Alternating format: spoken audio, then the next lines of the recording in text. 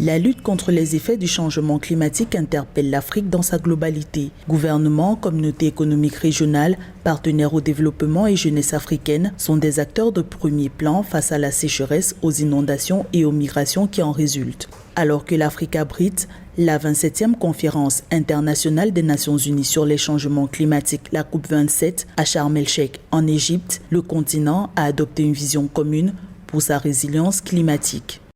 Cela sera mis en place par le biais de mesures et de politiques pour renforcer la résilience et se pencher sur les écarts existants. Je pense que la réunion de la COP27 qui aura lieu dans quelques jours à Sharm el-Sheikh permettra de se pencher sur la façon de mettre en place les ripostes à ces défis. Nous ne pouvons pas rester dans le scénario de l'inaction.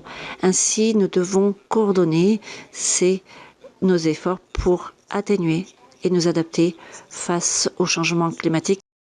L'Afrique, qui est particulièrement touchée par le changement climatique, émet à peine 3% de gaz à effet de serre. Victime d'inondations et de vagues de chaleur de plus en plus rudes depuis 4 ans, le continent est résolument engagé dans sa transition écologique. L'Afrique veut s'outiller de politiques climatiques adaptées et inclusives.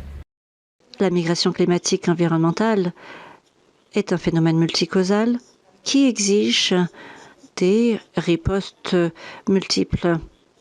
Ainsi, adopter une démarche gouvernementale, sociétale, holistique est nécessaire pour ne laisser personne de côté. Et enfin, pour finir, ce n'est pas des moindres, nous avons besoin d'un changement de paradigme en ce qui concerne le financement et les programmes de mobilité climatique, étant donné l'ampleur de la crise. Des solutions à court terme ne sont pas efficaces.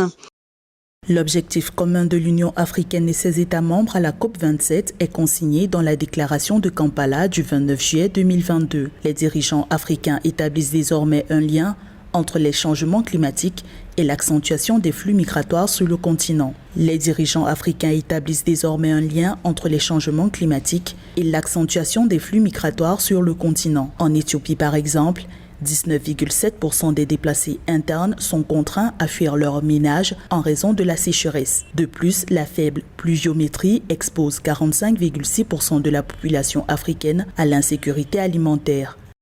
La distribution et la production alimentaire sont en péril.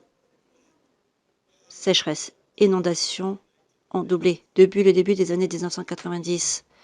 Les récoltes diminuent. Ainsi, cela fait diminuer les récoltes de 70%.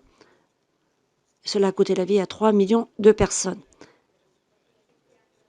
Le changement climatique rend les aliments moins nutritifs. Également, l'eau se réchauffe. Donc, ce sont les ressources halieutiques qui sont frappées et poussent les poissons à se déplacer dans d'autres régions. Notre pays a besoin d'investissements dans les énergies renouvelables, la technologie, les infrastructures, la production alimentaire, l'agroalimentaire, les ressources halieutiques. Il s'agit de renforcer la résilience de nos communautés afin de pouvoir nous adapter et atténuer les effets du changement climatique. La résilience face au changement climatique a un coût. Alors que les pays en développement évaluent leurs besoins financiers face aux défis climatiques à 600 milliards de dollars par an, la part de l'Afrique se chiffre à 100 milliards de dollars annuels. L'enveloppe déjà jugée dérisoire par les dirigeants africains peine à être mobilisée depuis 2020. L'Afrique appelle à plus de justice dans le financement de la résilience face au changement climatique.